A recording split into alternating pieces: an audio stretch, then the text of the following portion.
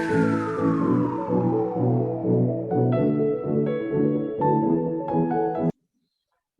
selamat pagi, selamat siang, selamat sore, atau selamat malam buat para pemirsa dan para penonton dari podcast YouTube Yayasan Bina Berdaya Bangsa kali ini.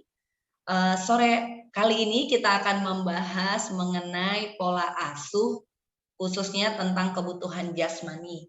Dan bersama kita sudah ada Kak Febri dan juga nanti ada Kak Medi yang akan memandu obrolan kita kali ini ya. Nah, saya perkenalkan dulu, Kak Febri ini adalah seorang ibu rumah tangga dengan 2 orang anak yang sebenarnya juga udah cukup banyak karena sebagai seorang praktisi pernah menjadi praktisi kesehatan ya, jadi memiliki cukup banyak juga pengalaman untuk bisa di-share kepada pemirsa ataupun penonton sekalian. Baik, kepada Kak Medi dan juga Kak Febri, saya silahkan. Halo Kak Febri. Halo Kak Friska, Kak Medi, apa kabar? Halo semua. Nah, para pendengar ini yang mungkin sebagian besar adalah parents ya, orang tua pasti sudah tidak asing lagi dengan yang namanya pola asuh, khususnya juga dalam memberikan asupan bergizi bagi si kecil. Nah, kali ini kami mau bertanya-tanya nih dan mau minta Kak Febri untuk menceritakan pengalamannya, apalagi Kak Febri kan memang punya latar belakang pendidikan di bidang kesehatan masyarakat ya, dan sekarang setelah mempunyai anak juga sudah sering membaca-baca pola asuh, memberikan nutrisi yang bergizi bagi anak-anak. Nah, kira-kira Kak Febri, apakah sehari-hari membuat perencanaan menu bagi si kecil? Jika Kak Febri membuatnya, boleh nih dibagi bersama dengan kami dan para pendengar sekalian, supaya kami lebih paham bagaimana ya membuat menu untuk makanan hari-hari bagi si kecil. Ya, terima kasih Kak Medi. Ya sebenarnya sih membuat menu sehari-hari itu ya menjadi hal yang harus dilakukan ya, karena mau tidak mau, apalagi anak saya balita dua-duanya, ini adalah masa-masa emas pertumbuhan mereka, jadi memang sangat memperhatikan asupan gizi yang diperlukan oleh tubuhnya.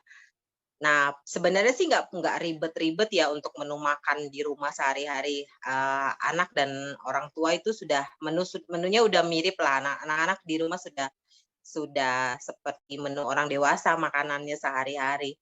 Namun yang perlu diperhatikan ya itu, setidaknya dalam sekali makan, itu ada gizi seimbang yang diperlukan seperti karbohidrat, protein, nabati dan hewani ya, ada seratnya, ada buahnya, ya gitu Kak Medi.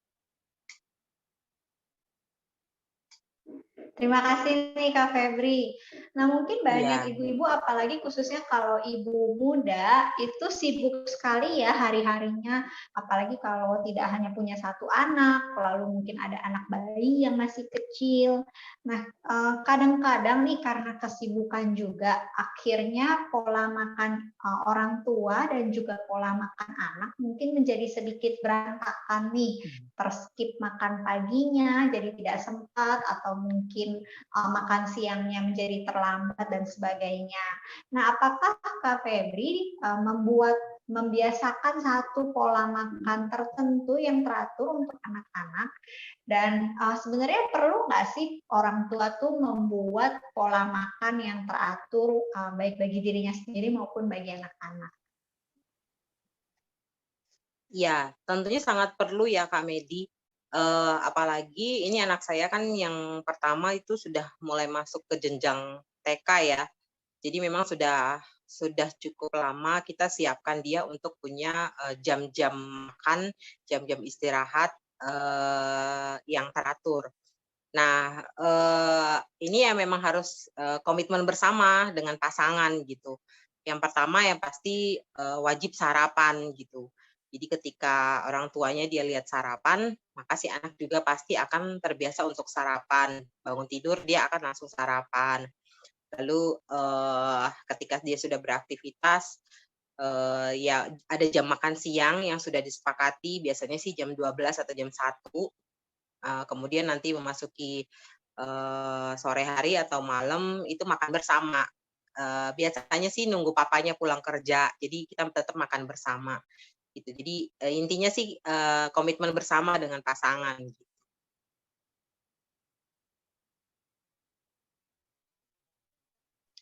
Wah, jadi penting banget nih ya untuk pasangan ayah dan bunda bekerja sama supaya pola makan nih bisa teratur khususnya bagi si kecil juga ya, Kak Febri ya. Iya benar. Kira-kira Iya. manfaatnya apa saja ya, Kak Febri ya? Kalau ya anaknya punya teratur gitu pola makannya. Iya, ketika anak punya pola makan yang teratur, dia jadi disiplin juga gitu. Dan dia melihat teladan dari orang tuanya dan mengikuti bagaimana orang tuanya punya waktu makan, punya waktu istirahat gitu. Nah, jadi pertama anak pasti dibangun untuk mandiri, untuk disiplin, dan yang kedua tentunya anak juga akan apa ya, iya, kondisi fisiknya juga akan tetap terjaga gitu.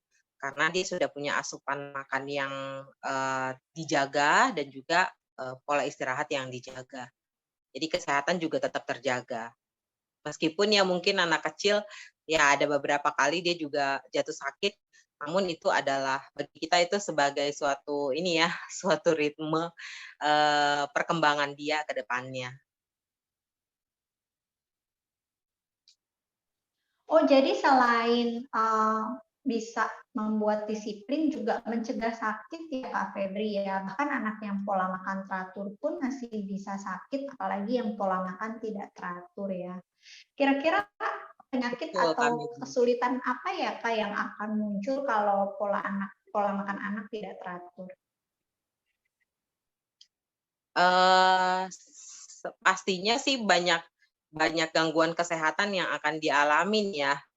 Kalau dari segi segi medisnya mungkin saya belum tidak kompeten untuk menjawabnya, namun kalau anak-anak saya biasanya yang saya alami, pengalaman saya ketika anak saya mulai tidak teratur nih, tidak teratur jam makannya ataupun jam istirahatnya, pastinya itu dia akan mulai